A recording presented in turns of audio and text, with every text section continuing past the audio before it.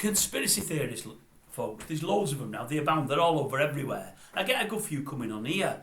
I don't know if I've had many sporting conspiracy theorists. I can't even say it. But are there any amongst you that are racing fans? Were there any yesterday that thought, aye, when El Fabiolo fell, that it had been nobbled, that Townsend had been told to take a pull, drive into the fence?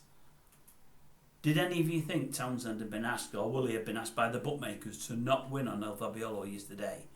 I must admit, I'm pretty sure, especially when you're seeing it from the reverse angle later, because I couldn't see it falling. I mean, I say I couldn't see it falling, I couldn't see how it fell when it fell.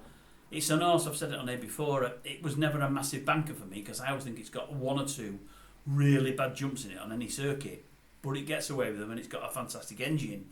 But sooner or later it had to come down because it makes that one or two terrible mistakes. And I know it didn't start well, it weren't jumping great, but it weren't jumping horrendously. And the fall didn't look that bad to me, as I say, till they showed a reverse angle later. But it went through my mind quickly, is anyone behind this? And I thought, no. Townend and Mullins are too much for that. But I know many were spouting off them theories when Annie Power came down. And I'm thinking, well, they had massive liabilities there. Annie fell.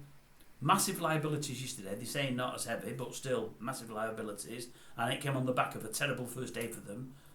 And then El Fabiolo fell, and I thought, it does seem dodgy. It really does. I don't know. I wonder what you thought. See, the thing that went through my mind is when JONBON made that awful juddering mistake only 4 or 5 weeks ago, and it carried on and carried on and carried on. Now, I know it wasn't against a grey horse. Was it Elixir? I think it might not have been Elixir, but it nearly got up on the line. In fact, some say if he didn't go quite as early as he did, JONBON would have probably won. And I'm thinking, well, the JONBON fall was way out. I think the El Fabiolo fall was, the JONBON mistake was way out. I think the El Fabiolo one was even further back. And I just thought Townend pulled it up really quickly. Even if the fall was the mistake. I keep saying fall, it never fell, did it? Even if the mistake was a genuine mistake, I thought, could he not have gathered it up and give it a go? I would imagine within a few strides he realised that the horse wasn't injured. I don't think we've heard today it was injured. I think that was a real inferior field for a champion chase. And I would have thought if it had took his time for 2 or 3 fences and just kept it in the race and steadily made up ground, I would have thought it could have come back from that.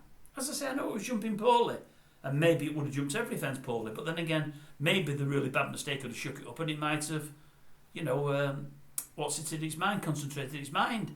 I don't know, I just thought he probably should have carried on riding. What do you think?